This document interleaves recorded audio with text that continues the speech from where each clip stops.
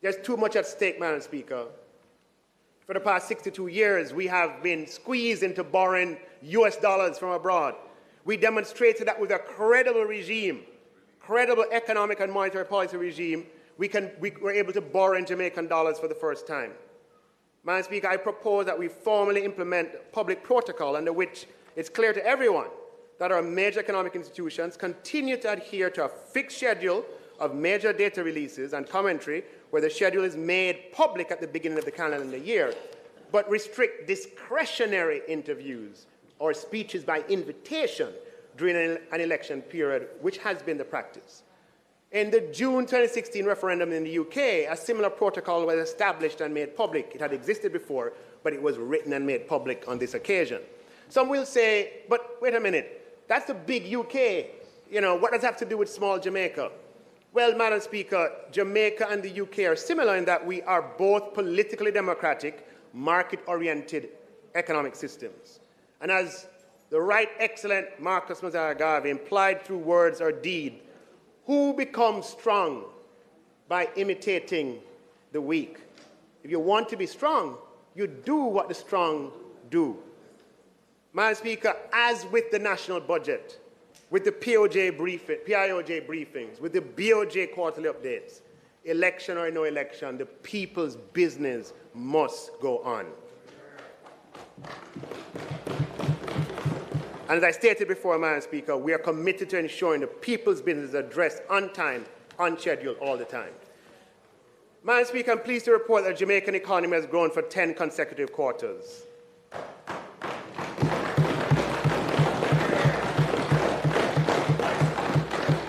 It is the second longest period of quarterly growth since we started measuring growth quarterly in 1997. The longest, Madam Speaker, was December 2015 to October 2019, when Jamaica experienced 19 consecutive quarters of growth. So, you know, we grow 7 quarters, then we have a couple quarters of decline. Grow 3 quarters, then decline. Grow 9 quarters, then decline. 9 quarters, decline. 1 quarter, decline. So our history has been punctuated, certainly prior to since we measured growth 1997 until 2015, before that 19 periods of growth, we had as many periods of quarterly growth as we had decline. And some observers cite the fact that for 40 years, between the 1970s and the 2010s, our average economic growth was 1%. That is true. But, Madam Speaker, that masks a deeper truth. It is the variation of growth around that average where the problem has really been. Jamaica's economy, and here we have the 10 quarters of growth on the screen. Jamaica's economy has been characterized by profound volatility, massive ups and downs in quick succession and wild swings. And that has not been good for jobs, Madam Speaker, which is why the unemployment rate was so high for so long. It is that start and stop of the economy and high unemployment that we aim to address. We want to have longer periods of economic expansion and quick recoveries from economic shocks. We want to dampen economic volatility. It's for that reason, Madam Speaker, that we celebrate the 10 quarters, because it has not been the norm. Madam Speaker, Jamaica's per capita GDP is a measure of economic output divided by the number of Jamaicans. Using Jamaica's nominal per capita GDP at the end of fiscal year 2023-24, Madam Speaker, and our GDP per capita, at the end of fiscal year 23-24 is projected to be roughly $7,000 US, using the GDP figures from Stockton and the population data that we have and the closing exchange rate. It has gone up. Anybody notice? It's now $7,000. But, Madam Speaker, we have a lot of catching up to do, because Trinidad and Barbados, for example, are moving at the same time, and they are now at $20,000. But you're seeing, Madam Speaker, we're stuck at a particular level for a long time. And nobody has been noticing, but today the per capita GDP is $7,000 US.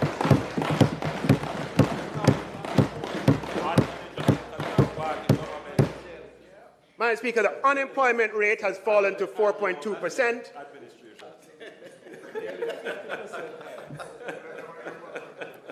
4.2%, Madam Speaker. More Jamaicans employed today than ever before, 1.3 million. 4.2% is a record low. And, Madam Speaker, between 1990 and 25 and 2015, unemployment averaged. Sometimes it was higher, sometimes it was lower. But it averaged over that 25-year period 14%. That is the context, Madam Speaker. And our labour participation rate is higher than the United States, higher than the United Kingdom, higher than Barbados, higher than Trinidad. A greater proportion of our labour force, of our population, is in the labour force than all of those countries. Now, we want to increase the value of jobs, but the only way to sustainably do it is to increase the skills and boosting the education outcomes of the population. Madam Speaker, debt to GDP is projected to be 72% by the end of the fiscal year. This will be the first time, Madam Speaker, our debt ratio will be lower than prior to the FinSAC era. And it's taken us 30 years to achieve this. Very enduring and painful lessons. Madam Speaker, Jamaica's debt could be as low as 64% of GDP by April 2025. And if achieved, this will be the lowest debt ratio since 1976, 50 years ago.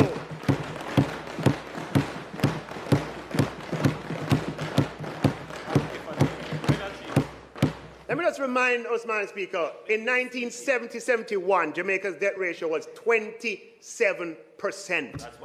Believe it or not, it was 27%. That's what we left. By the end, by 1978-79, it was just under 90% at 88%.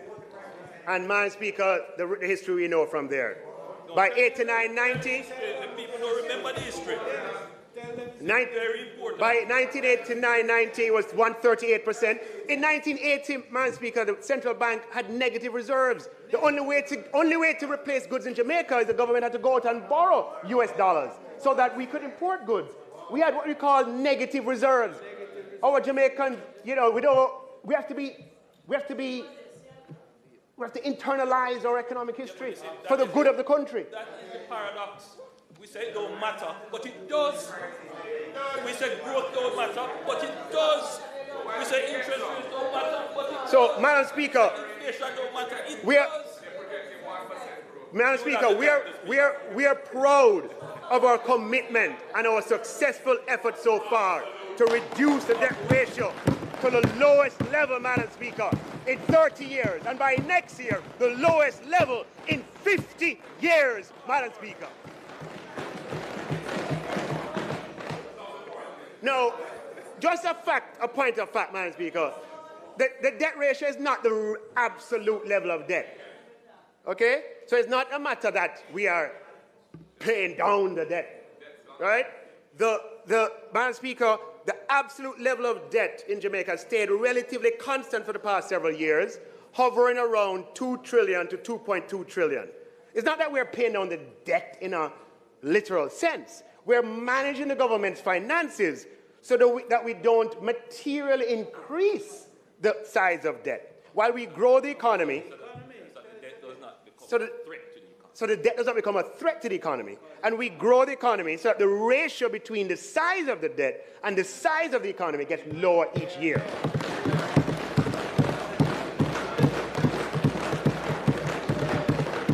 So the fallacy, the debt was 2.1 trillion in 22-23. In 23-24, it will be 2.2 trillion. Not that we're paying it down. It's actually going up, but we're doing it in a way that is sustainable. Right? Now, Madam Speaker, over the past 10 years, beginning fiscal year 2013-14, Jamaica has achieved all of its fiscal targets in the budgetary process. That's 10 years. 3 years under the prior administration and 7 years under this administration. 2013-14, the fiscal target was not met in 2012-13. Okay? 2013-14, 2014-15, and 2015-16. Then you take under Prime Minister Holness's time, 16-17, 17-18, 18-19, 19-20. 2021 was COVID, so we used when we revised the budget, we met that target. 21-22, 22-23. And if we meet it this year, there's still a couple of days to go, it would be the 8th under this administration and the 11th consecutive year overall. Madam Speaker, fiscal credibility has improved dramatically as a result, and the trust in Jamaica's economic policy-making environment has multiplied several-fold. This, in turn, has made Jamaica a much more attractive destination for investment and explains, in part, the robust growth in jobs.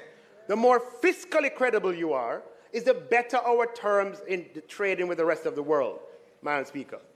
Now, all countries need to borrow to finance their operations. However, when countries like Germany or Japan borrow, or any one of a number of developed countries, they don't need to borrow in US dollars or in any currency other than their own. Germany borrows in euros. Japan borrows in yen. This means that Germany and Japan have little or no foreign exchange exposure on their international obligation, debt. In other words, foreign exchange risk is effectively eliminated, and that helps to make them economically stronger and more resilient. And international investors lending to Germany and Japan are content lending to them in euros and yen because they have trust in the stability of the economic environment that Germany and Japan have, as their institutional mechanisms, such as independent central banks, guarantee price stability. For a developing country like Jamaica, the picture is quite different. Developing countries also need to borrow internationally. There's not enough resources domestically. But when developing countries choose to borrow internationally, they're compelled to do so in currencies other than their own. International investors want the comfort and safety of the US dollar or a similarly strong developed world currency. This has the effect of adding a source of risk to the economies of developing countries, because borrowing internationally introduces foreign exchange risk vulnerability. Madam Speaker, it was in 2019 that I publicly stated that Jamaica will launch its first local currency bond internationally within 5 years. Madam Speaker, some people thought I was whatever. The Gleaner captured my statement, and I'm particularly pleased that November 2023, prior to the expiry date of that commitment, the government of Jamaica issued its first ever Jamaican dollar currency denominated instrument in international capital markets. Never been done before in 62 years. Promise made, Madam Speaker, and promise kept. Now, what this means, Madam Speaker, is that international investors from all over the world, London and Zurich, Frankfurt and New York, Boston and Los Angeles, took Jamaican dollar exposure to lend to the government to the tune of $46 billion. So, Madam Speaker, this would have been unimaginable 5 years ago, and the development represents a substantial policy dividend emanating from an improved macro environment, deepening monetary policy transparency, and the institutional mechanisms to pursue and maintain stable inflation.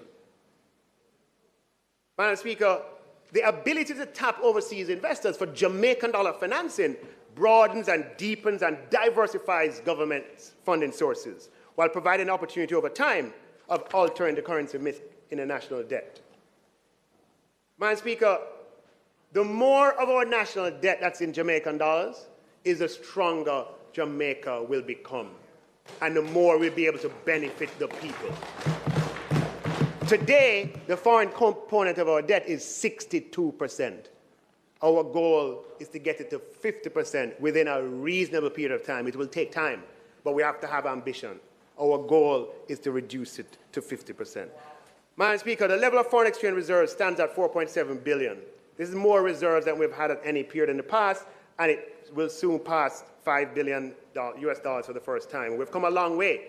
As I mentioned earlier, Madam Speaker, in 1980, Jamaica had negative foreign exchange reserves, and that influenced what had to happen because the country needed foreign currency. The only way to get it would have been to borrow, and that is what happened. And it wasn't for 17 years, we had negative net international reserves.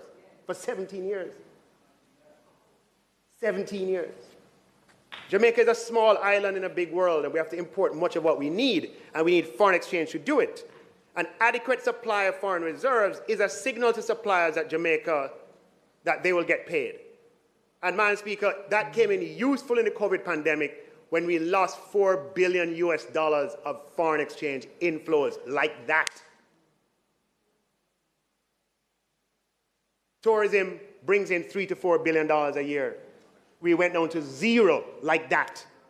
And Madam Speaker, we are able to endure that foreign exchange supply shock, still import goods and services from overseas, and pay those bills as they came due, all because we had high levels of foreign exchange reserves, Madam Speaker. And we're proud of our commitment and successful efforts to build Jamaica's foreign reserves. Now, Madam Speaker, some people say, you know, quite innocently, we have all those reserves, why we can't just tap into it and use it and spend? I understand the question. But, Madam Speaker, it is those reserves that underpin the Jamaican currency. You notice how the Jamaican currency start behave all of a sudden, right? Because we have reserves backing it. If we were to do something like that, what would happen is that our currency would become very, very unstable, as it has been in the past. We'd have high inflation and the people would not benefit. You would think you're benefiting the people, but ultimately they would not benefit because it would make life more difficult. We have been there. That's the good thing about our history. We have been there. We know what it is like. And so we don't want to repeat the errors and mistakes, Madam Speaker. Now, Madam Speaker, on the matter of, I just want to touch something here. Every country has tax revenues that vary throughout the year. And so governments have to borrow to finance. And the way the world works is that the more a country needs money, is the more that money will cost. You hear what I said? The more a country needs money, is the more that money will cost. That's a reality that existed long before our time, and it will exist long after our time. As such, since money costs more, the more a country is seen to need it, the key for a country is to not be in need of any other people's money. The key is for a country not to be dependent on other countries' money. The better that you're able to take care of yourself by yourself, the bigger the ratings that you get in the credit world. That's just how it goes. The better able you are to pay back your loans, the bigger rating you get in the credit world. And, Madam Speaker, I'm happy to report that just last week, following two other rating agencies, Jamaica got the highest rating in 18 years from that rating agency, Fitch. And last year, the highest in 20 years. Now, Madam Speaker, what that means is that what Jamaica borrows for new loans is 3 points to 5 points lower than some of our peers in the Caribbean. So if we have to borrow $500 million US, and a peer country in the region has to borrow $500 million US, we pay between 15 and 25 million US dollars per year less than they do. And the lower cost to our country, Madam Speaker, means we can do more with the money in the interest of the people. So, Madam Speaker, the way the world works is the more you need other countries' money, is the more you'll pay for it. And because the more you pay for it, is the less you can do with it. The lower your credit rating is the more you will pay for money, which is the less that you can do. Now, Madam Speaker, as I said, what we want to do is to be able to do more with money. So we have to put the country in a position that we lower our dependence on the outside world for money. Not that we don't need it or we can't access it, but we lower our dependence on it. We have multiple options. That is how you become economically independent, Madam Speaker. That's the root. And we are a small country in a big, wide world. We don't make the economic rules of the world. My God, I wish we did. I wish we did, but we don't. That's a reality. But we have to be smart enough. We have to be wise enough. We have to be agile enough to max out the rules of the world and use that knowledge to the advantage of the Jamaican people. The economic rules of the world, Madam Speaker, is that countries that are economically strong and independent are able to do much more for their citizens because they're not burdened Madam Speaker, they don't have instability. That's why we want to be economically strong as a country. Low debt, high reserves, long periods of growth, high credit ratings. But make no mistake about it, the primary lesson from 5,000 years of human civilization is that, and it's just a fact of history, the past. God hope the future is not like it. The 5,000 years of human history teaches us that in the past, strong countries and strong nations have always dominated weak ones. We don't want to dominate any other country. We just want to be economically strong so that we can offer our people a good quality of life and ensure that we are never dominated by others.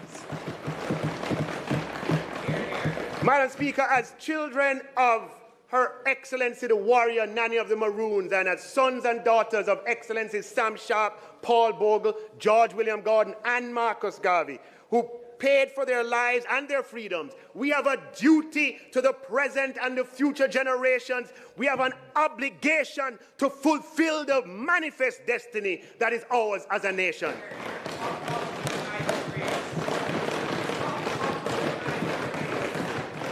Madam Speaker, we are a people with a message for the world. We are a nation that is destined. There are some who may have a limited vision of who we can be, of who we are, and what we can achieve.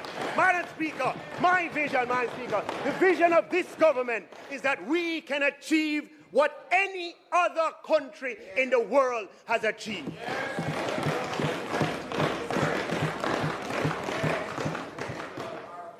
So, Madam Speaker, I'm pleased to report, as I said, that the macro fundamentals are better than any time in the last 50 years. Does that mean that all Jamaicans are hunky-dory and well off? Not at all, Madam Speaker. Far from it. Far from it. And that's something we're going to have to address. It is something that we have been addressing. And it is something that we'll continue to address, Madam Speaker. But we cannot afford to throw out the baby with the bathwater. In other words, let us be careful not to make the tragic mistake of acting in a way that we lose the good parts of what we possess because we reject it as a whole instead of just fixing what needs to be fixed and keeping what is good. Because it's a very good thing, Madam Speaker, that we have achieved what we have on the macro levels. And it's important that we keep that strength, build on it, and get even stronger. So, Madam Speaker, when we talk about history, let me first say that I have nothing but respect and deep veneration for all of Jamaica's former leaders, Their Excellencies Alexander Bustamante and Norman Manley, the most Honourable Michael Manley, Edward Siaga, P.J. Patterson, Portia Simpson-Miller, and Bruce Golding, and the administrations that they led. Each of those administrations made huge contributions to Jamaica, and we truly stand on the shoulders of giants. The purpose of historical references and comparisons is not to take anything away from their achievements or contributions. They were products of their time, in much the same way that we are. The purpose, however, Madam Speaker, is to collectively learn from our economic history, as all powerful societies do. When you go and take your MBA or your Master's in Government in the United States, or in Europe, the first thing they teach you is about the tulip bubble. They teach you about the 1929 stock market crash. Societies learn from their history. History, as Malcolm X said, is the most important subject. Malcolm X said that, the most important subject. And as we know, the adage that a people without knowledge of its roots is like, people without history, knowledge of their history is like a tree without roots. So, Madam Speaker,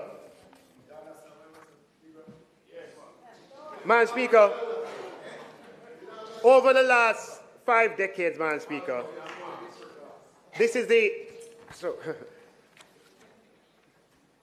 So, Madam Speaker,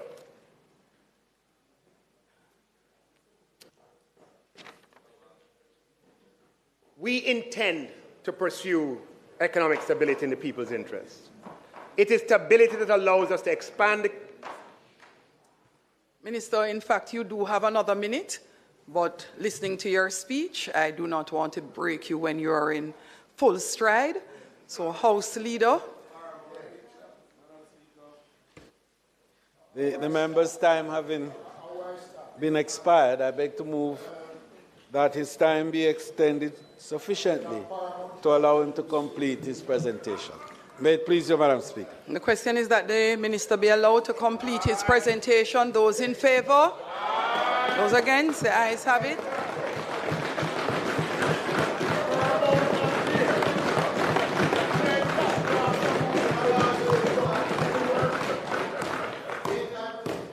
So, Madam Speaker, I want to make it clear that we pursue economic stability in the people's interest. And it is that stability that allows us to expand the capital budget even beyond the capacity of the public bureaucracy to implement, something that we need to address, and I will get to that. It is stability that allows the government to plan years in advance and to share those plans, which allows for steady, even development. You'll recall, Madam Speaker, that last year we informed this Honourable House about the Spark infrastructure program last year. I'm proud to announce that we're entering a period, Madam Speaker, where we will leverage our economic stability to usher in the largest period of public investment designed to address the problems experienced by Jamaicans every day. Madam Speaker, when through public investment the government of Jamaica brings water to a community, the people benefit. When through public investment the government brings access to sewer lines to a community, the people benefit. Madam Speaker, when the government is able to bring JUTC buses so people can plan their businesses and ride in comfort, the people benefit. When the government builds new hospitals and schools in public investment, the people benefit. When we build new tax offices, the people benefit. When we build public parks and new courthouses and acquire garbage trucks, the people benefit. Now, Madam Speaker, in my capacity as chairman of the Public Investment Management Committee, the committee embedded in the Financial Audit and Administration Act, responsible for considering, reviewing, and approving public investments, let me assure you that we will positively impact the daily experience of Jamaicans with public investment expenditure designed to solve pain points. Some of these will be financed by the government and some by the private sector by way of structured transactions. Madam Speaker, the public investment program will deliver well over $1 trillion of infrastructure expenditure over the next 5 years, inclusive of this year and inclusive of expenditure by PPPs. Roads and bridges and public parks, hospitals, schools, water, sewage, irrigation systems, houses, tax offices, courthouses, buses, garbage trucks, digital infrastructure, IT systems, and highways. It will be the greatest expansion of public investment, Madam Speaker, that we have seen, geared towards improving public services. And every minister of government is involved, and we're all working assiduously on your behalf. Police stations, equipment for the police, so that these projects span the full breadth of ministries. By the time he's done, Madam Speaker, the Honourable Prime Minister, the builder, will break ground and open more projects than any Prime Minister before him. No, already. Already, yeah. Yeah. So, Madam Speaker, this is only financially feasible, members of this Honourable House, right? This, what we're talking about, $1 trillion of public investment over the next 5 years, is only financially feasible. Remember this. If we maintain our credit rating. Because the government can't do it all. The government can only, our program is public. The fiscal policy paper has $500 billion of capital expenditure over the next 5 years. To get the rest, we have to be able to structure transactions that can get private financing, and the private financing, those projects become feasible, the lower the cost. So today, there are public investments that are feasible that were not before. And we intend to leverage the stability, Madam Speaker, to bring these projects to life for the benefit of the people. Now, Madam Speaker, let's talk about some of the elephants in the room. We will not be able to implement such an ambitious program of public investment with the procurement system as it is. Make no mistake about it, Jamaica's...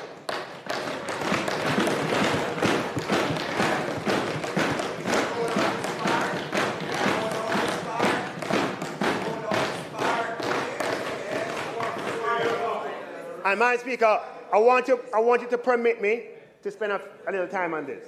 Can you see the connection, right? We need economic stability to get public investments to solve the people's problems. But for the public investment to turn into execution, we need procurement and we need public investment to work.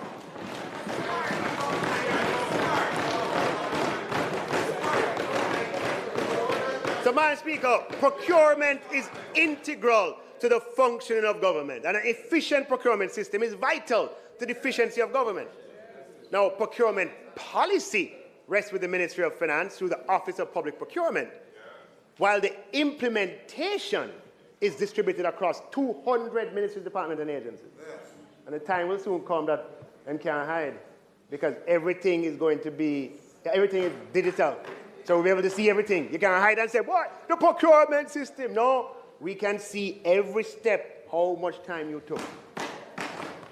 Now, to improve the productivity of government requires us to take a good look at procurement processes and implementation and to see how we can optimize.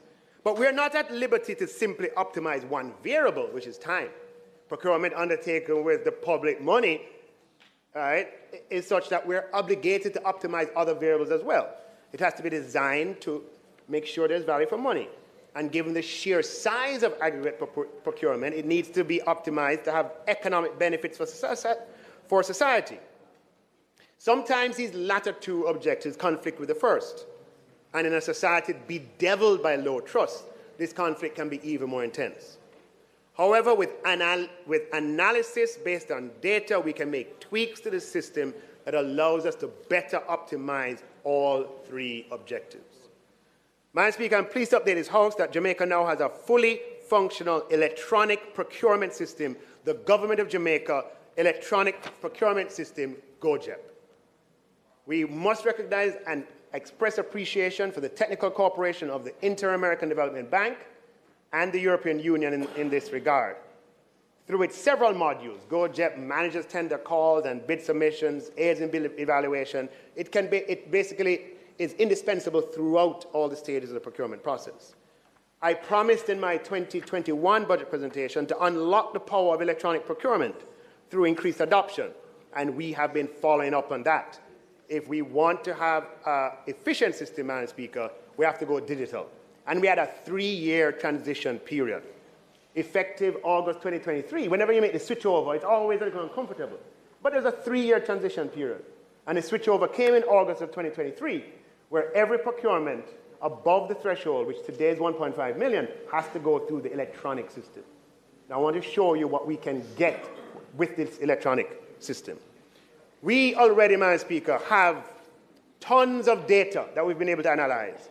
14,000 procurements over the 20 months between February 2022 and October 2023. We measured the average time the procurement takes from the date of advertisement, in the case of a competitively tendered contract, or the date of notification, in the case of restricted bidding, or the date when quotes are released, in the case of single source methodology.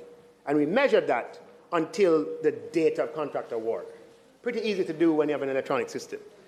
Madam Speaker, I don't know if you can only see the outlines of the chart, but the first chart shows beginning in February 2022, right, the blue line shows the average kind of procurement time, going up and down, but decidedly a downward path. And this is average now across all procurement types for all procurement methodologies. A crude statistic, but a useful one nonetheless. Procurement average time oscillated between 47 and 77 days, but by the end of that period, it was 53 days.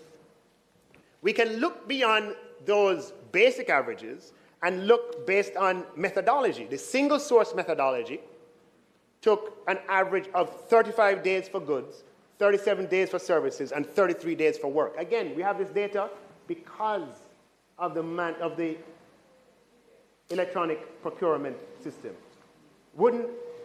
Couldn't respond before because the information is too hard to collate. So it took 30, this is under the pink at the bottom. That's the time that single source takes, which is why, yeah, the red. And the column to the right of the people in the parliament is goods. So when you purchase goods, 30 days single source. Services, 37. Works, 35. Leave out the fourth column, the first column in a second. The purple is restricted bidding. And for restricted bidding, it took 44 days for goods, 59 days for services, 85 days for works. Now, when you come to open bidding, national, Madam Speaker, an average of 152 days for goods, 202 days for services, 193 days for works. When you look at open bids internationally tendered, it took an average of 284 days for goods and 200 days for services. So when you hear people talking about procurement, Madam Speaker, it's really those that they are referring to, which are the more impactful projects, the one that can really materially change the quality of life. Well, we haven't had one in that period. So, Madam Speaker, clearly the data shows, and it confirms the experience, right, that it just takes too long for the things that really matter to people. So, we have had a good think about it, Madam Speaker, and discussed it at many levels. And we've dug deep, and I'm going to talk about some of the soft issues first, and the soft changes. Then I will talk about the harder issues. And I know that some of the people in the room want to hear the hard issues, the hard changes. But the soft changes are just as important. Madam Speaker, one of the things that we have found is that procurement failures occur too often on big procurements. And that's when a process fails to deliver, even after bids have come in. I had one in my ministry on something that was very, very, very important. Has to be done again. I know the Prime Minister had a big one. And I'm sure it has been experienced that you go through the procurement is one of the, show the color graph again, is one of the big ones that take 200 and odd days. You go through and you finish the 200 and odd days. Do everything. And you have to go back again because it did not deliver. Either it failed. There are many reasons that describe fail. Now, the procurement team in doing the detailed analysis, Madam Speaker, and sometimes, as we discussed in Standing Finance, a bidder is unable to perform, cannot post a bond. Now, by supplementing these results with qualitative investigations, we've been able to identify some of the key soft issues, Madam Speaker. One of the things that we have done, the Office of Public Procurement, that is we have developed a pre-engagement checklist for procurement officers to correct for the experience where procurements have to be done because of officer error or oversight. We have found that in large procurements, if we properly think through the evaluation criteria, in many instances, we would prevent procurement failure. So what we've done is provided a checklist to go to all procurement officers throughout the system. When you're doing one of these major things, have you thought about this? Have you thought about that? Have you thought about this? So you can put the evaluation matrix together in a way that you're going to be successful. In addition, Madam Speaker, we've provided guidance notes, given the procurement committee's guidance notes to optimize the decision they make. One of the observations is that procurement committees get lost in questions that have no bearing on the decision that they're called upon to make. Human nature. You have a decision to make. It's a business, hard-nosed business decision. And you end up talking about things that have no bearing or relevance. So we're providing guidance notes that procurement committees, look, this is serious business. These are the things you ought to consider, right? And so forth. The third, Madam Speaker, is that for evaluation committees, most of the people on it is not their full-time job. You have a procurement officer, but other people on the committee have other jobs. And we're kind of looking at the decision distribution between the procurement officer and the committee. There are certain things we don't need the committee to do. The final decision, yeah, in many cases, yes. But there are steps along the way that the officer can do. And, Madam Speaker, the ministry has now published a series of time efficiency benchmarks that will form the basis of reporting going forward. So what we have done, we're sending it out to all procurement departments. And we have said, for this leg of the process, it should take no longer than this 10 days. For this leg, it shouldn't take more than that day. For this leg, it shouldn't be more than that. And Madam Speaker, what gets measured gets done. We're going to publish the procurement statistics of every ministry, department, and agencies, Madam Speaker, correcting for contingent issues such as resources and contract volume, because what gets measured gets done. And Madam Speaker, we're going to introduce the Government of Jamaica Procurement Awards that celebrates excellence in procurement. We're going to change the culture around procurement, Madam Speaker.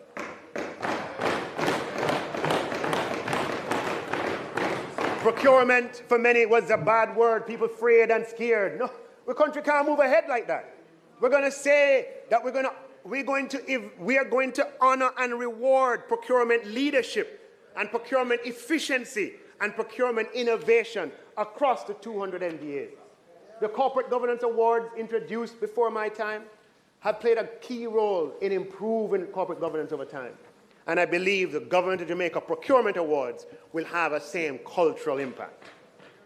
So, Madam Speaker, for the hard issues, we have reviewed the Procurement Act, and we're going to be proposing some amendments to the legal and institutional framework, and we need to get it through the system quickly.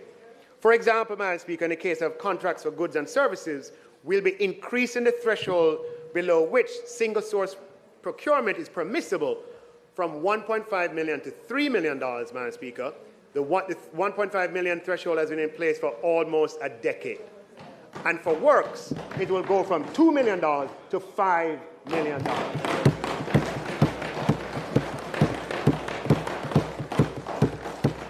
Madam Speaker, in addition, we're going to be moving the limits required for public procurement committee approval from $30 million to at least $60 million.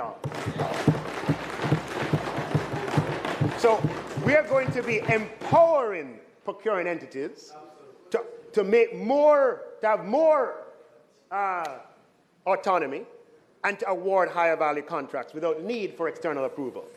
These things will speed up the pace at which the government can deliver. And, Madam Speaker, there is a mandatory 10-day standstill period in the Procurement Act. The intention is good enough, because we're like, again, it's built for negativity. Oh, if there's just in case somebody gets upset, we have to have a 10-day, the procurement done, you're ready to go. You have to sit down for 10 days, 2 weeks, and wait, because what? Somebody's going to come and complain or whatever. Now, I can understand that for the large material procurement. But my God, to hold up the whole system, the whole procurement system, 10 days, for what? Madam Speaker, we're going to shave unnecessary delay, and we're going to abolish this mandatory standstill for all but the large procurements.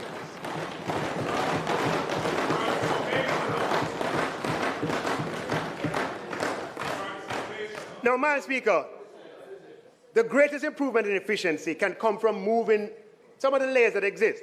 I want to go through the layers for the largest procurement. I want you to bear with me. You remember, it's a people's business that we're on. We're talking about accelerating how we can deliver to the people's benefit. All right, I want you to stay with me.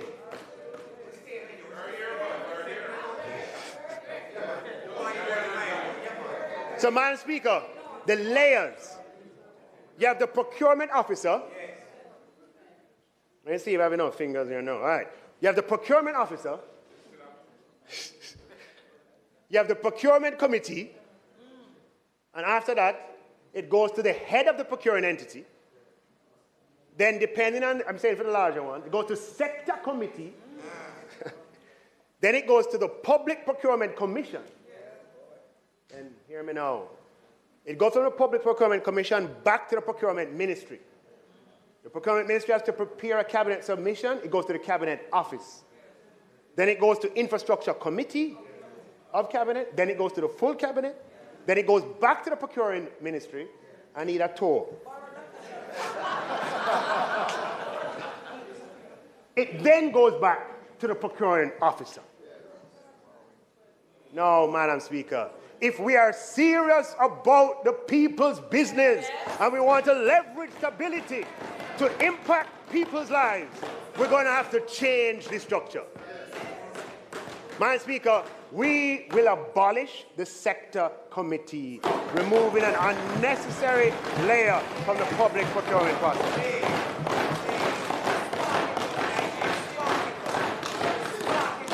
Now, Madam Speaker, the draft bill is in advanced stages. Madam, I'm dependent on the process to help me to get the bill quickly. And I know that my colleague minister, Madam Fort, will make sure that this bill comes forth 2 weeks' time. 2 weeks' time.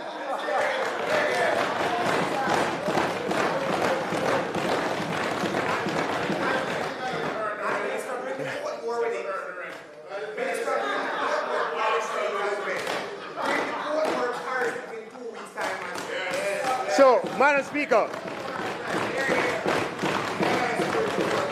I want to touch on I want to touch.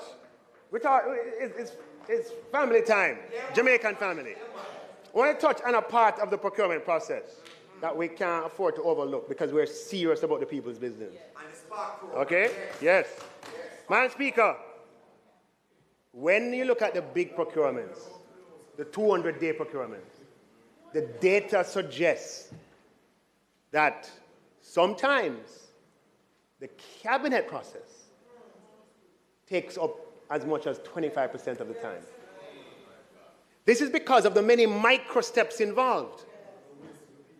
Right? After Public Procurement Commission has approved it, it's not approved by some independent people. It's not approved. You go back to the ministry. The ministry have to write a cabinet. You ever see those cabinet submissions? Some of them are 40 pages long. Background, context, issues, right? Sometimes you have to prepare the cabinet submission. Go to the minister, you don't like this, change that. Go to this person, don't like it, change it. Sometimes those cabinet submissions have to go elsewhere for commentary. Yes, before it gets to cabinet office. It gets to cabinet office, they may have changes, they send it back. I'm talking just the honest to God truth. Then after that, it has to go to infrastructure committee. And sometimes we lose time. And then it goes to cabinet. But when it goes to cabinet, after cabinet makes the decision, it's not done, It's only done when it is minuted by the cabinet, which is 1 week after the cabinet meeting. So when you add it all up, Madam Speaker, that we are defeating ourselves. Madam Speaker, something major in the process has to change for us to get major change in outcomes.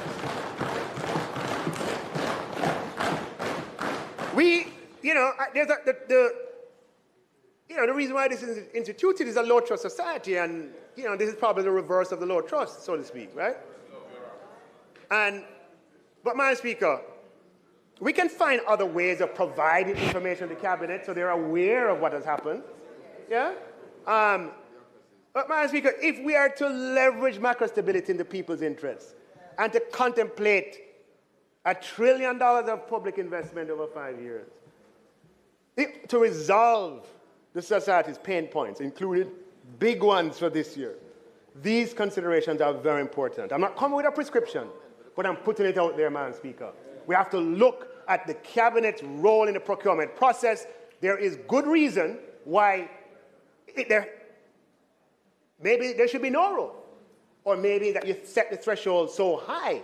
Today, the threshold for cabinet is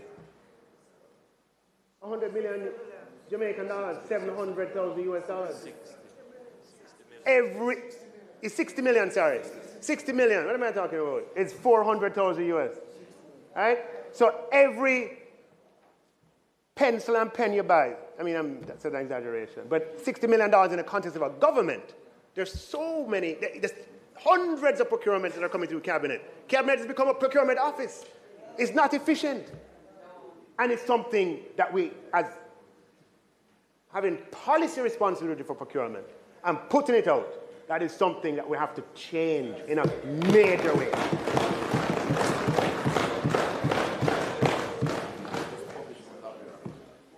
So, Madam Speaker,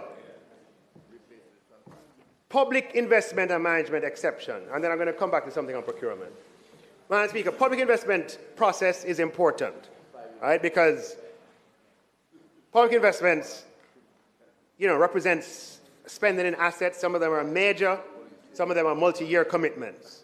And the government has been reforming and refining its public investment system to ensure adequate planning and consideration, Madam Speaker, and to make sure that citizens receive value for money and procurement is on time and on budget. Madam Speaker, a robust public investment process is in the people's interest. But, Madam Speaker, while we revise and improve the process, the people deserve and need efficiency. In August 2023, the Ministry of Finance introduced adjustments to the established process for appraisals and approvals of public investment projects, Madam Speaker, to allow for expedited processes for projects in exigent circumstances, emergencies associated with national disasters, or matters of national security. And when projects have met these conditions, along with criteria that establishes lack of complexity, the PIAB will conduct a rapid screening of the concept and expedite as necessary. And the proposal stage, Madam Speaker, is similarly expedited. We have used that now for a couple of procurements that have solved previous problems that we had. However, we need to do more. The Financial Audit and Administration Act stipulates that all public investment has to undergo appraisal and approval through the public investment process. That's what the law says. That's what the law says. The law says it, that all public investment. Now, that's something I have to look at too, in that public investments range from $20 million to $20 billion. Is it really necessary for public procurements along that entire spectrum to go through the same process? Yeah? So we are looking at introducing a threshold that would create a different treatment. If we go the way of saying procurements, public investments below a particular threshold does not need to go through the public investment process, we have to change the law, and that takes time. Another way is to say that below a particular threshold, the ministry does the appraisal. You understand? So we still comply with the law that the appraisal is being done, but below a particular threshold, it doesn't have to be done at PIAB, it's done at the ministry. So, Madam Speaker, we are moving to make material changes in procurement and public investment to ensure that the people benefit from economic stability in a timely manner. And we are also, Madam Speaker, we have a performance evaluation program for contractors, where contracts above a particular threshold, the procuring entity is required to score the contractors and to keep it in a database. A number of that they can share, public departments can share. And beyond a certain negative score, contractors can be debarred from participation in public investment. At a later stage, I'll spell this out in more detail. But that is a part of our reform. Yes. Now, Madam Speaker, moving on. When someone, I just want to talk about the topic of unemployment insurance. When someone on a lower income loses their job, it can have a devastating consequence on their livelihood. And it can unravel their lives with profound, long-lasting consequences. During COVID, 150,000 Jamaicans lost their jobs and were suddenly without income. And many affected households would not have had the resources to draw on to tide them over, and hence the government responded with the CARE program. 55,000 Jamaicans who lost their job got payments over 13 months. Madam Speaker, it revealed a glaring gap in the social security arrangements, and in April 2020, the Most Honourable Prime Minister appointed a COVID Economic Recovery Task Force, and he appointed me to chair it in my capacity of Minister of Finance. The task force was broad in composition, spanning every facet of society, and the final report was produced in June of 2020 and tabled in this House. And one of the recommendations was that the government funds and completes a feasibility study on an unemployment insurance scheme for specific categories of workers within the context of social security reform. wasn't the first time this recommendation was being made. It was made under the Labour Market Commission chaired by Dr. Marshall Hall a few years earlier. Madam Speaker, the government wasted no time, and as Cabinet approved, the Ministry of Finance undertook the responsibility of getting the feasibility done through the PIOJ and with technical support and financial support from the International Labour Organization and the guidance of a technical oversight committee, with the intention that if it was to be implemented, meaning if it was feasible, the Ministry of Local Labour and Social Security would implement it. And I must thank, Madam Speaker, Dr. Wayne Henry of the PIOJ and his staff and the Technical Oversight Committee, chaired by Dr. Henry, for enthusiastically pursuing the feasibility study and coordinating the consultations required. I thank the Ministry of Labour and Social Security, who ably assisted the effort. Madam Speaker, I'm grateful to the International Labour Organization, which conducted the feasibility study, and the entities that participated in the consultations, the Confederation of Trade Unions, the private sector organization, and other groups. I'm happy to report, Madam Speaker, that macro stability makes it feasible for Jamaica to have an unemployment insurance scheme that benefits Jamaican workers. So, Madam Speaker, an insurance scheme can play a critical role in a stabilization role in providing income security of the unemployed, particularly during periods of economic shock, and therefore compensating partially for lost earnings. And it breaks the negative cycle of unemployment, leading to reduced consumption, leading to further reduction in economic activity. So it can stabilize, Madam Speaker, and improve macro stability. And the social impact of unemployment insurance is huge. Right? Jamaica's average income is such that many persons live, paycheck to paycheck. Long been a reality. And having a job is better than not having one, but if you lose that job, it plunges the family into disarray. Several observers and commentators have often pointed to the relative social stability of Barbados. One of the big differences, many differences, but one key economic institutional difference is that Barbados has long had unemployment, a solid social security system with unemployment as a major pillar. Bahamas also has unemployment insurance, and the COVID-19 experience, Madam Speaker, my understanding is that several countries in the region have been doing similar work as we have for similar reasons. Now, how would it work, Madam Speaker? It would work like it works elsewhere, that employees would be registered and included in an unemployment insurance scheme, and for Jamaica, it's likely that those who contribute to the national insurance scheme would be automatically included. On the loss of a job confirmed by employee and employer, the newly unemployed would become eligible to receive an unemployment benefit representing a particular percentage of their previous weekly income, up to a maximum threshold for a period of time. In Barbados, the unemployment benefit is 60% of previous average weekly earnings. In Bahamas, the benefit is 50% of previous average weekly earnings. In Barbados, the benefit is paid for 26 weeks. In Bahamas, it's paid for 13 weeks. Jamaica will have to work out unemployment benefit parameters that work for us. And, Madam Speaker, unemployment insurance schemes are not free, they cost money. Usually these costs are funded by employee and employer deductions, with the government sometimes making an upfront fiscal contribution on inception to capitalize the scheme, and treat with the possibility of major unemployment materializing before the scheme has amassed sufficient funds. The feasibility study indicates that it could cost as little as 0.8% of salary and as high as 1.5% of salary for all employed persons, with capital contribution for the government of a few billion dollars for this benefit to be provided, depending on the parameters selected. However, Madam Speaker, Jamaica has a plethora of separate statutory deductions. We have NHT, we have NIS, we have HART, we have EdTax, and adding a fifth, replicating the collection, processing, and enforcement administration, and adding further complexity for small business is not optimal for employees.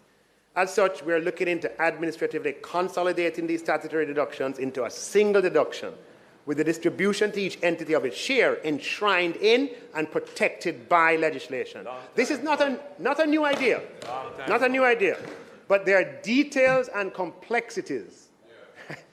Anybody who takes it up, right? Details and complexities to be worked through. However, the major advantage of consolidation, Madam Speaker, in the context of introducing a new benefit like unemployment insurance, is that initial calculations show that we could potentially introduce this benefit without increasing the headline statutory deduction rate, and with no additional cost for up to 95% of persons enrolled in national insurance. So, Madam Speaker, we're now at the point of implementation, and we can talk about that. Make an appointment.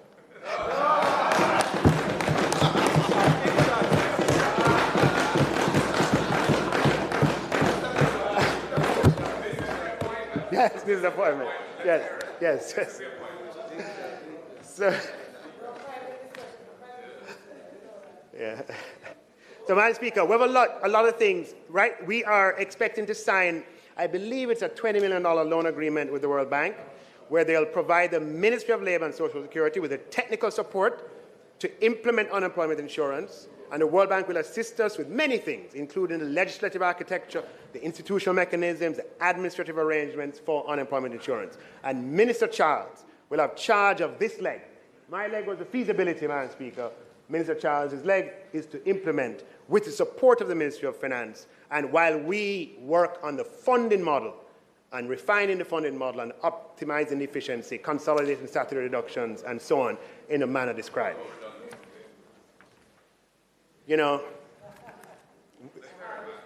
we had the consultations we had with the Confederation of Trade Union and other unions. We discussed the fact that Jamaica has in place, one of the positions of the business community was, you know, having unemployment insurance, do we still need the provisions under the Redundancy Act? And Madam Speaker, we had a fruitful engagement in a session. Members of the Confederation of the unions felt that that was a hard-won gain of the 1970s, I believe, and it's something that they're very jealous of giving up. But the conversation continues in an open, transparent, and democratic space. Madam Speaker, in doing the feasibility and so on, I had occasion to look back on the debate in this House in 1965 when Minister Newland, under the Jamaica Labour Party administration, brought the national insurance scheme to this House. Then turn it around. So, Madam Speaker, a debate ensued in 1965 about unemployment insurance. And that if you're doing NIS, we need to tack on unemployment insurance. And just to be truthful to the fact, it was raised by the opposition, Mr. Arnott. He said, hey, what about unemployment? And the government of the day said, look, I want to see unemployment benefit, but we can't do it without strong financial support. We just started an NIS. It has nothing. And as soon as it becomes practicable, this government will come back with proposals to deal with the security of the unemployed. Madam Speaker, government changed, the rest is history. But the Andrew Holness government is here to fulfill the vision of the founding fathers of Jamaica. It was the vision, Madam Speaker, of opposition and government of the 1960s that unemployment insurance is an inextricable part of social security. But for 50 years or longer, this eluded the Jamaican people.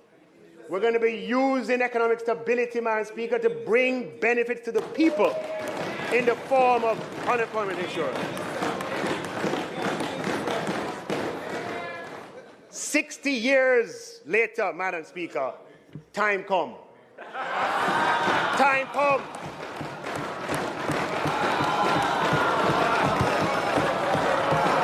For unemployment insurance.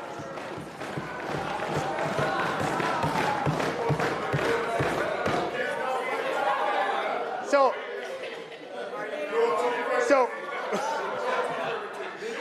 Madam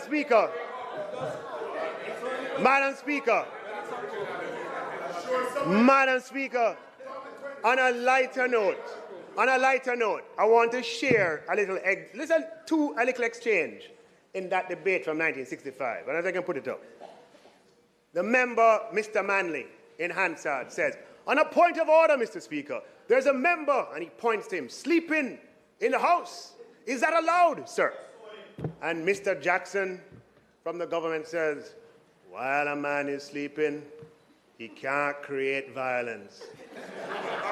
And the debate just continued.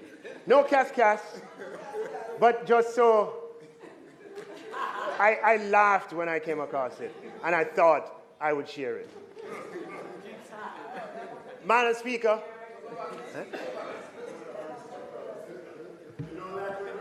Madam Speaker, so the next time, Madam Speaker, so the Social Security Reform has been an indelible feature of the Holness administration. We introduced the social pension, which benefits 12,000 elderly Jamaicans, soon to be 15,000, Madam Speaker. And Minister Carl Samuda, former minister, was instrumental in that implementation, being carried on by Minister Charles. We introduced the tourism workers' pension scheme, Madam Speaker. And Minister Bartlett has been instrumental. And I'm proud to announce that we're working to introduce unemployment insurance to Jamaica. Madam Speaker, we live in a climatic zone that makes us vulnerable to rainfall and earthquake. And, Madam Speaker, we have to take responsibility for our vulnerability. As I often observe, the Canadians, in response to their vulnerability of freezing winters, they have created huge underground cities, under Montreal, for example, 12 square kilometers. Shopping malls, apartment buildings, hotels, banks, offices, museums, universities, underground, connected by tunnels. And this infrastructure is used by hundreds of thousands of Quebecers, Quebecois, every day during the winter. Madam Speaker, the Toronto Path is one of the largest underground shopping malls in the world. 16 miles of concourses on the line, underground, retail space, etc. The Canadians have taken responsibility for their vulnerability. They're not alone. When the United States experienced the oil embargo in the early 1970s, it was then that they started the Strategic Petroleum Reserve, which became the largest physical supply of oil in the world. Madam Speaker, countries that achieve for their citizens take responsibility for their vulnerabilities. They don't leave themselves exposed or wait for other countries to come to their assistance. Madam Speaker, we became the first small country to launch a catastrophe bond, covered 3 hurricane season. We got support from the World Bank, Madam Speaker, and from the governments of the UK, the US, and Germany, who paid 100% of the premiums for the first 3 years. And we'll always be grateful to them for that. And what we said to them in our pitch, when we went to pitch it to them, was that when it matures, we will, out of our own resources, continue to provide that protection for Jamaica. As night follows day, at some point, it's going to be necessary to have it. Just make sure that when that day comes, whoever is at the helm at the time has renewed this degree of protection. Madam Speaker, we're also creating a national disaster fund. We've already tabled the legislation in Parliament, and the idea is to capitalize that fund every year until it gets to about $10 billion. Madam Speaker, inheriting a legacy of debt, just a fact, our generation broadly defined, Madam Speaker, we intend to leave a legacy of national wealth, right? Where we have buffers put away for rainy days, like natural disasters and so on. And so in this budget, Madam Speaker, we are putting funds into that national disaster fund. Madam Speaker, I want to just turn my attention very quickly to public sector transformation. We embarked on the construct of the public sector transformation program in 2017, following the Prime Minister's announcement of the government's policy position on modernizing the state. The Transformation Implementation Unit in the Ministry of Finance developed a 6-year program with funding from the international development partners, the IDB and the World Bank. 6 years, 2027 to 2023. As part of the loan agreements, Madam Speaker, with our development partners, we agree certain measures that are to be achieved, and these measures are used by the development partner to assess the performance of the project. And it's with a deep sense of pride, Madam Speaker, that I stand here today to report that the public sector transformation program, meaning that loan funded by the IDB, is the first IDB program to achieve all measures agreed with the IDB within the agreed timelines and loan amounts. I know me says so. The IDB says so. Now, the transformation unit headed by Mrs. Maria Thompson Walters and the Financial Secretary, Mrs. Darlene Morrison, are deserving, Madam Speaker, of your recognition of this House. The audit and final evaluation of the program will be conducted between April and June of this year. What did we do differently? Given Jamaica's long history with reform, we had to do things differently to get a different outcome. We knew that we had to have realistic targets. Madam Speaker, the transformation program was built on 5 pillars, even though our minds probably just go to one. The 5 pillars were the improving the use of information and communication technology in the public sector. And you can see this as a precursor, really, to the Prime Minister's innovation of putting a digital ministry in place. The digital ministry was not in place at the time. So we had a public sector transformation, and one of the pillars under the Ministry of Finance was to go and digitize certain areas of government, and we picked 4 or 5 areas. The second was a shared service operation. The third was transforming human resources practices, compensation management, and rationalization of public bodies. On the ICT transformation, Madam Speaker, Mrs. Thompson Walters and her team, Madam Speaker, under this government, has made significant strides in the program that was outlined. A big part of that, Madam Speaker, of that progress is that we now have a dedicated broadband infrastructure. And, Madam Speaker, many people would have heard about GovNet for quite some time and may have wondered whether it would ever become a reality. As we speak, the TIU informs that over 200 entities in the Kingston area have been connected to the system, and over 500 entities, including police stations, schools, and courts, also have connectivity. Madam Speaker, this program also funded the data center at eGov to expand storage by 260%, and I had the pleasure of touring it recently. The Public Sector Transformation Unit partners with 4 government entities. So now we have a ministry who is going to, this was the precursor, as I said. So in the program, we just did 4. We did PICA to put in a new relationship management system, national fisheries authorities to put a web-based fisheries licensing system, and the work permit system at the Ministry of Local Government, as well as a system at the Child Protection Family Services, Madam Speaker. And for those 4 entities, dramatically improved productivity. On the ICT front, the transformation program implemented My HR Plus, an integrated HR and payroll management system that serves, that the vision is to serve all ministries, departments, and agencies. Now we have 70 MDAs that are using it, Madam Speaker, and it puts the government in a better path to manage its most critical resource, which are our people. Madam Speaker, HR and payroll teams have better access to employee information, more efficient management of employee data, better people decisions, better reporting, and most importantly, Madam Speaker, for the employee, rather than waiting 3 weeks to get a response from HR, you know, to say, how much leave I have left? If I go look up some files and come back 2 weeks later and say you have 10 days left. Or I need a job letter because I want to get a mortgage. I have to wait for the person to come back. Under My HR Plus, the employee is empowered to do that themselves by pressing a button. Madam Speaker, on the restructuring of compensation, Madam Speaker, we set out to, this was a process to be implemented across 3 years. In the first year, Madam Speaker,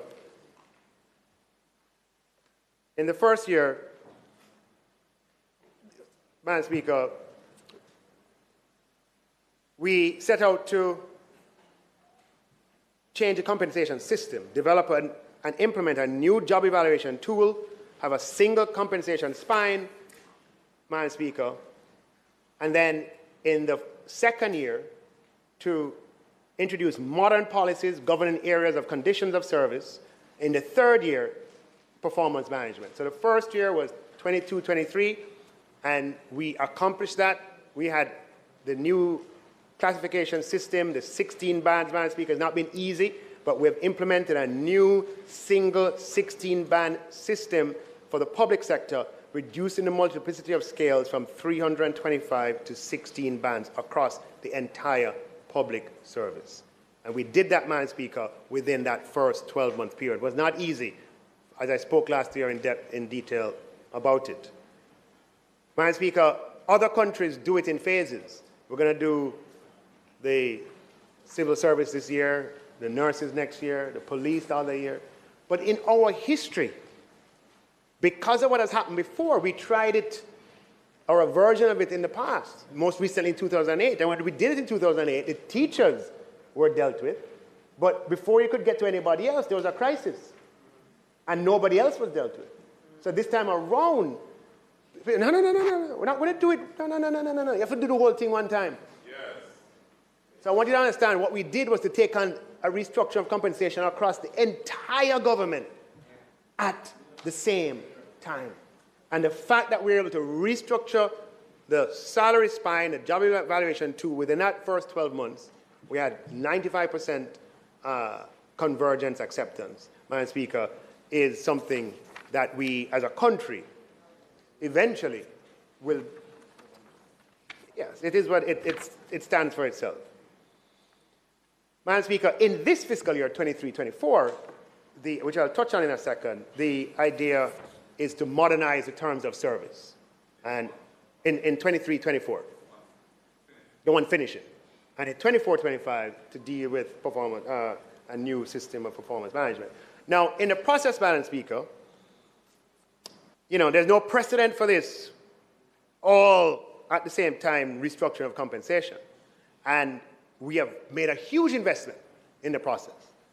Compensation allocated to public employees moved from $222 billion before this, i.e. in 21-22, and is at $414 billion in 24-25. So across 3 years, almost $200 billion. Not quite, but almost. From 9.6% of GDP to 12.6%. Now, Madam Speaker, I believe this adjustment to be justified and deserved. It was the public sector employees that sacrificed for 10 years so that this country could recover, along with other people. They weren't the only ones who sacrificed.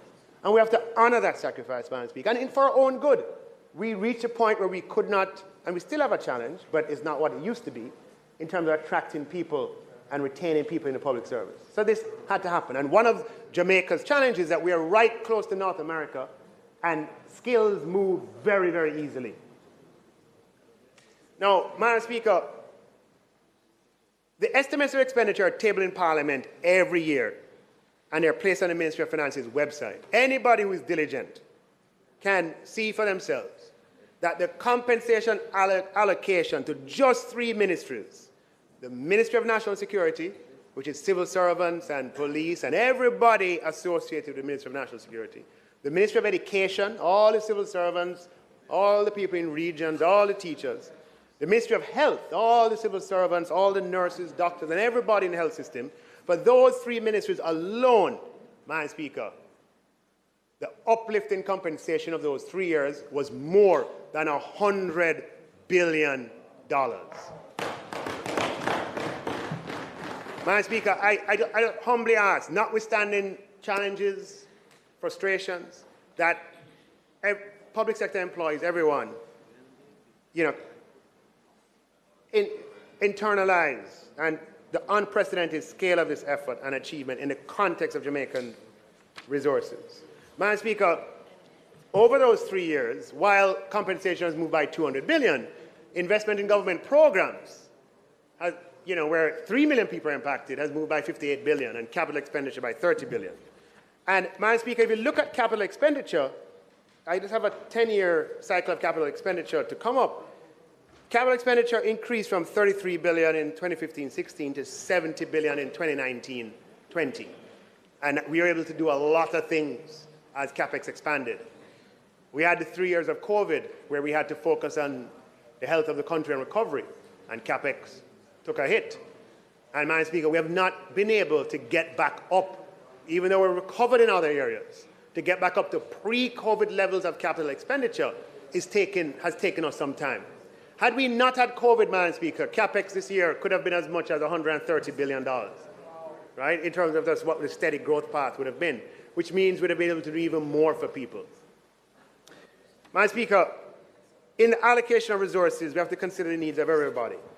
Now, Madam Speaker, I'm painfully aware that some of the challenges that have been unearthed because of the new implementation of the compensation system are real. And in some cases, these have to do with inherent issues of classification in the public sector. For example, there are genuine anomalies that were created that affected some classification groups, and we have a panel of classification experts currently reviewing those anomalies. And their work will be completed by the end of this month, and corrective actions to be implemented before the end of the first quarter in the fiscal year. Another pain point, Madam Speaker, is that the appointment of officers acting in a higher post, unintended consequence, where on appointment, that officer receives less pay because they're appointed on the first point of a salary band.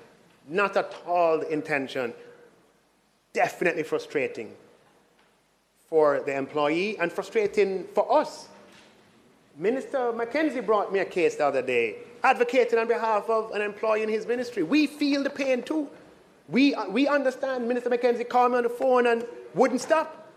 Somebody in his ministry, there's an anomaly where they were acting in a position, and once they were confirmed, the pay went down because of this thing that we have to correct. Madam Speaker, the Office of the Services Commission, who is responsible for appointments, in collaboration with the Ministry of Finance and the Public Service, are currently working to address the matter. And I expect that by the end of April, this too will be corrected for the affected persons.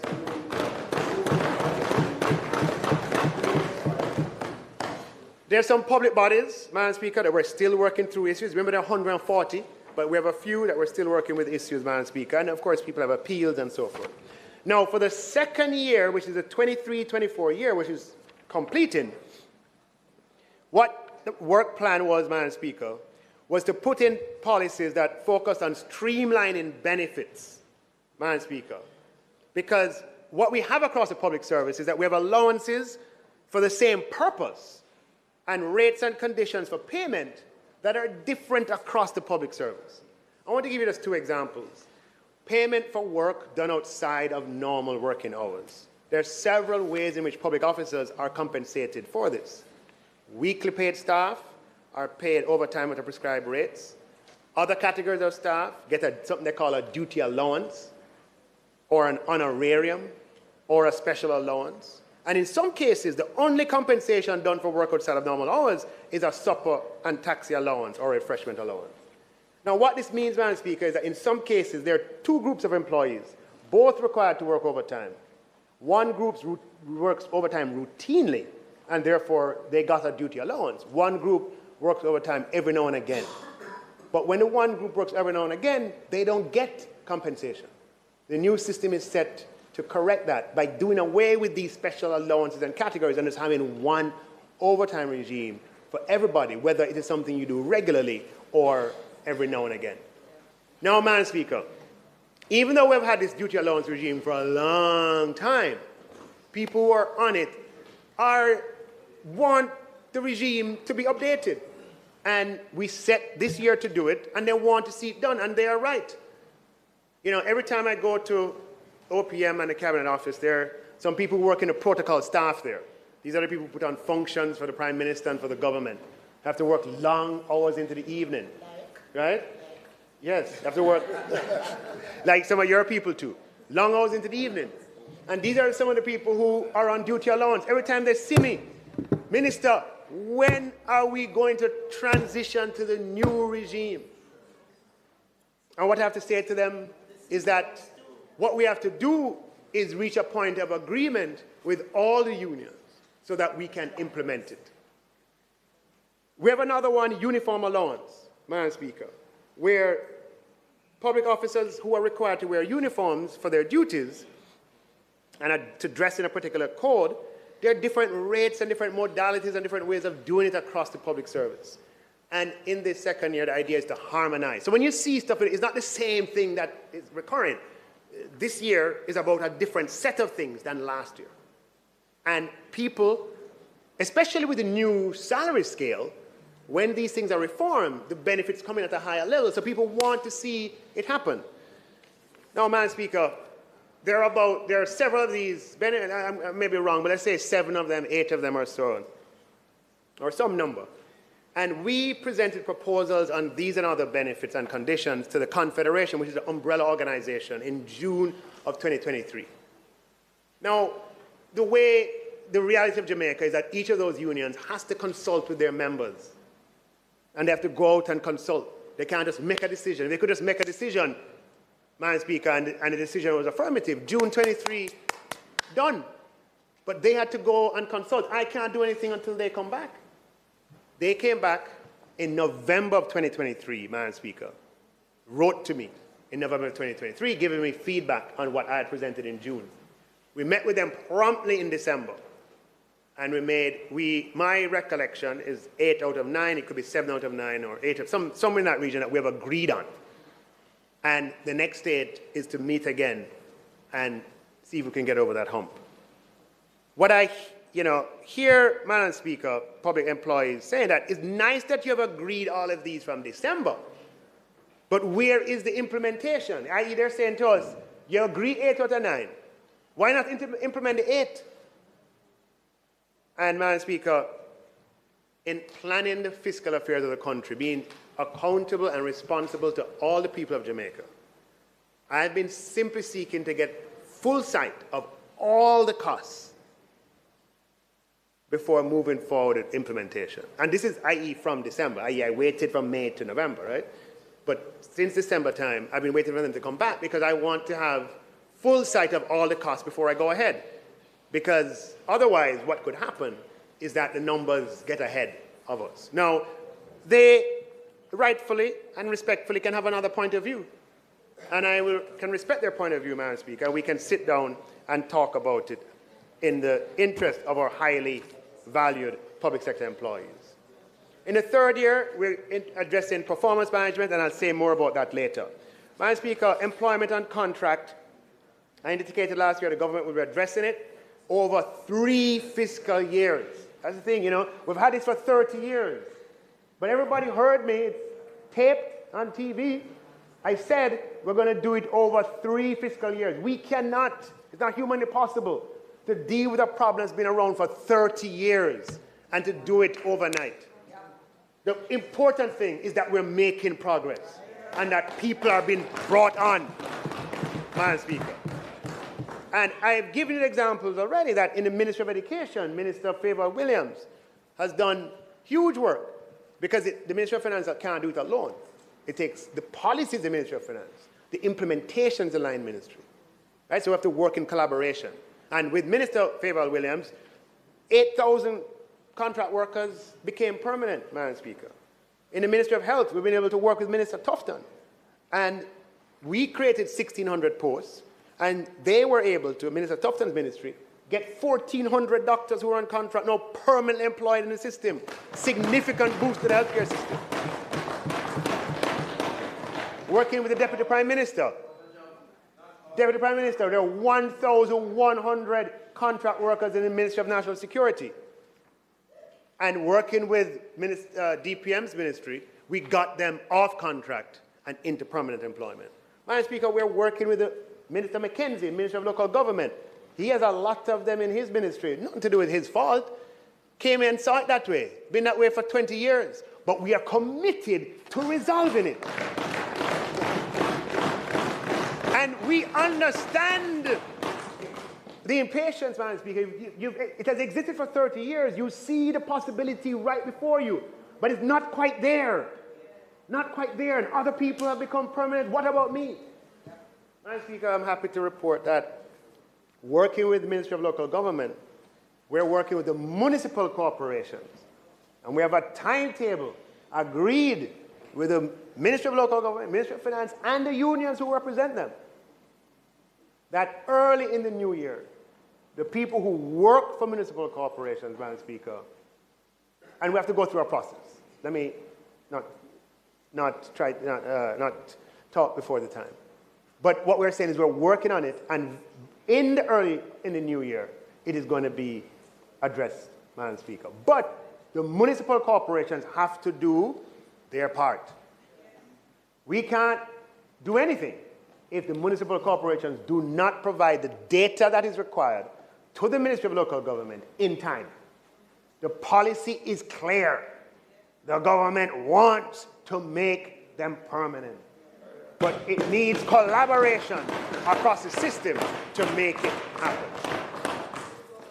Madam Speaker, we had rationalization of public bodies, and we had 180 public bodies. That's a fifth pillar of public sector transformation, down to 140. Now, I just want to address a little emotive issue. I don't want to spend too much time on it, but Madam Speaker, we accept the criticism with respect to salaries of parliamentarians and, Madam Speaker, etc. But I just want to, it's important that we dialogue with facts and that facts are available.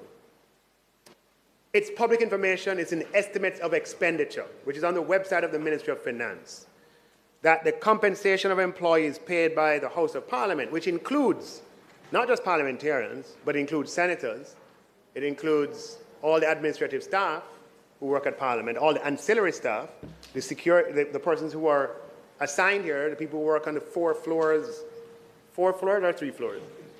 2 floors, the people who work on the 2 floors upstairs, 3 floors in all, right? Everybody, the drivers associated with MPs and so on, for all of that group, Madam Speaker, compensation, and it's all moved in 2021-22 to 24-25, including members of the opposition, members of the government, moved, Madam Speaker, by $1 billion between 21-22 and 24-25. In the context of the $200 billion, I'm just throwing it out for full transparency. It's public information. Everybody paid by Houses of Parliament, which we can get updated figures to how many people those are, Madam Speaker. That is how compensation has moved. Now, I just have this schematic. I don't intend to dwell on it for too long, but this is a schematic representation of the establishment of salaries for the political directorate. We're applying existing principles that have been in place for nearly 30 years, that ministers' salaries are $52 more than permanent secretaries. When you look at the first scales, just a schematic representation, and you have the permanent secretary level, the Minister of Finance, not Minister of Finance, the Ministers of Government were put from 1986 at the top of the permanent secretary scale. So if you have a scale, you go all the way to the right of the permanent secretary scale, and that is how ministers of government have been paid for the last 30 years. Except that I'm way below. Except that the Prime Minister, we have to find out where he is. Him is just below. all, no, him is all the way in the middle. Don't worry. Yeah. Don't worry. Where are you? Where are you?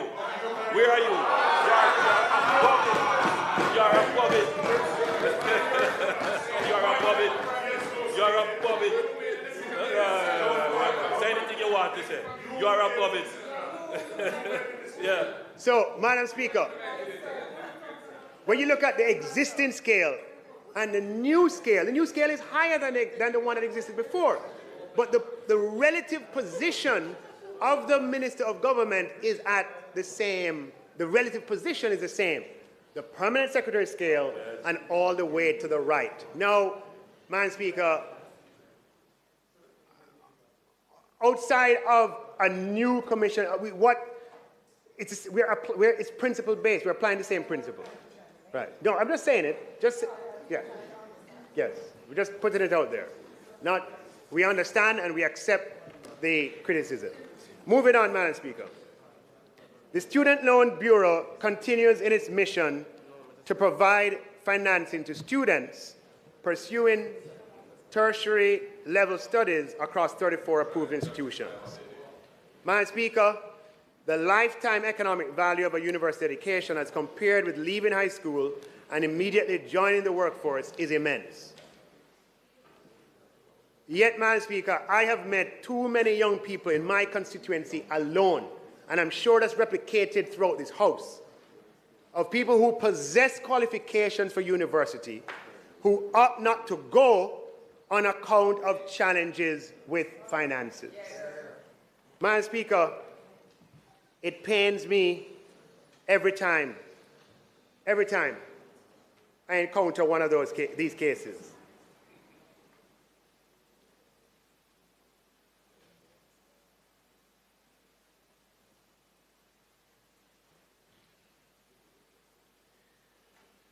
It's even more painful, Madam Speaker, because we have a well-capitalized institution, the Student Loan Bureau, set up to provide financing to students seeking tertiary education. And many Jamaicans in positions of leadership have used the products of the Student Loan Bureau to get ahead in life. The current managing director of the Student Loan Bureau is herself a former customer of the Student Loan Bureau. Madam Speaker, not everybody was born with the capacity to finance themselves through university. I didn't want to say gold spoon, but I can't bother with that. I don't want to bother with that. Madam Speaker, the most honorable Prime Minister has publicly volunteered that he too is a former customer of the Student Loan Bureau. Yeah. The Minister Morgan is a former customer. Minister Bartlett, former customer of the Student Loan Bureau. The Student Loan Bureau works, Madam Speaker. Over the past few years, we have made changes in how the Student Loan Bureau is accessed and the results. In the 2022-23 budget, we removed the requirements for guarantors to be provided for applicants who are wards of the state. Within the 12 months of that policy change, as I said last year, the number of wards of the state increased by 100% from 46 to 98. Madam Speaker, last year, we lifted the requirement for guarantors, Madam Speaker, for persons on path. For the last 12 months, the beneficiaries accessing student loan who are on path jumped from 192 the previous year to 547, and the year is not done yet, Madam Speaker. 185% increase. Jesus. Madam Speaker, in the face of this staggering evidence as to the inhibiting effect of the requirement of a guarantor, how do we keep it? I want to share with you a true story, Madam Speaker. The day before the local government election, I met a member of my constituency.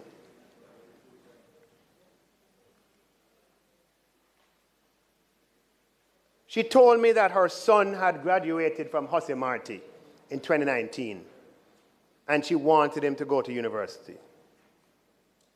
I asked her how many subjects he got. She said to him get 7 subjects. So I said to her, I'm like, what's the problem? I said, what do you do for work? She said, I work at the ice cream shop. I said, customer service? Yes, customer service in an ice cream shop. I asked her how much she made. She told me, but I'm not telling you. But I said to her, what happens when you go to the Student Loan Bureau? She said to me, then tell me that I don't earn enough to be a guarantor for my son.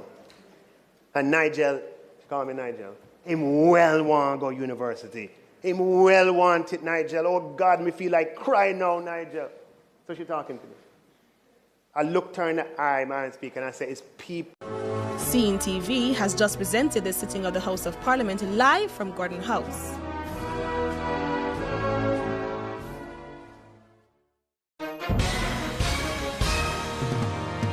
Hi everyone watching at home. We're here to remind you that if you or someone you know were injured in an accident that was not your fault, listen up.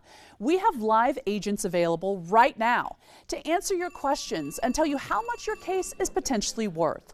Hi, I'm Gina Bellich, here with spokesman and TV personality Tom Mustin with us in the Help Center. So Tom, phones are really busy over there. Tell us what kind of calls you're seeing. Well, Gina, first off, thank you for having me here in the call center with you. We always enjoy talking to the viewers and getting folks the compensation that they deserve. You know, we're seeing calls about all kinds of accidents, but the most common by far has been car accidents. So if you or someone you know were injured in an accident that was not your fault, give us a call right now. You'll speak with a live person. They'll answer any questions you have and tell you if you have a case and how much your case is potentially worth. Thanks, Tom. All right, folks at home, you heard it. Take advantage of this opportunity and call now. Tired of that pan that always sticks? It's so scratched and worn, you can't cook in it. Hi, Chef Daniel Green here with my new hammered pans from Gotham Steel. This complete 9-piece set is guaranteed to beautify your kitchen like never before. Hammered pans are ultra non-stick and they're even oven safe up to 500 degrees. So bake homemade chicken pot pie or this whole chicken dinner. Use metal beaters straight in the pan for a gourmet souffle that slips right out. Plus the entire set is dishwasher safe and PFOA free. Get the full 9-piece Gotham Steel hammered set for just 5 payments of $49.99, and we'll even ship it to you free. But order now and we'll drop 1 payment. That's just 4 payments of $49.99. Plus, we'll include this free steamer and strainer, and our 5-piece bakeware set with every pan you'll ever need to make delicious breads, cakes, and desserts. That's a huge 15-piece set with free shipping. Call or click now. Call 1-800-608-1533 or go to buyhammered.com. You will see today we're going to be doing the full works. Well, I'm very excited. This sounds like an amazing chill spot, so let's get to it. Looking forward to it too. You have to make it a point of duty to set some time for yourself, even if it is once a month, to pamper yourself.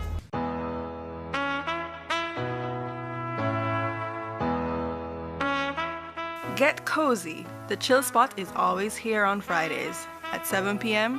only on CEEN TV. We are at it again. The region's official broadcasters of the Paris Olympics will be in the Spice Isle to bring you the 51st Caribbean Games. Yes, the best young athletes from across the Caribbean will square off for pride and gold while having the time of their lives in Grenada. And your home of champions will be there from March 30 to April 1. The 51st Caribbean Games. Don't miss a minute of the action on CEEN TV. This is your Freddie McGregor, and you're tuned into CEEN TV. We give you all of the information where you need, whether home or abroad. So keep it locked. Don't touch the dial. CEEN TV, Afimi TV, Freddie TV. The Sportsmax Zone is brought to you by Barbados Tourism Marketing Incorporated. Visit barbados.org.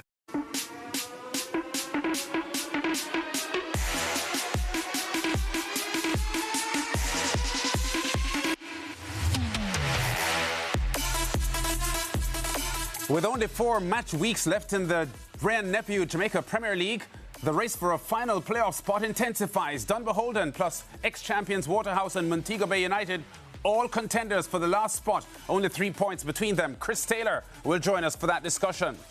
For Tuesday, the 12th of March, this is the 90-minute Sportsmax Zone. I'm Lance Whitaker with co-presenter Mariah Kelly Ramharat. Yeah, good afternoon, Lance.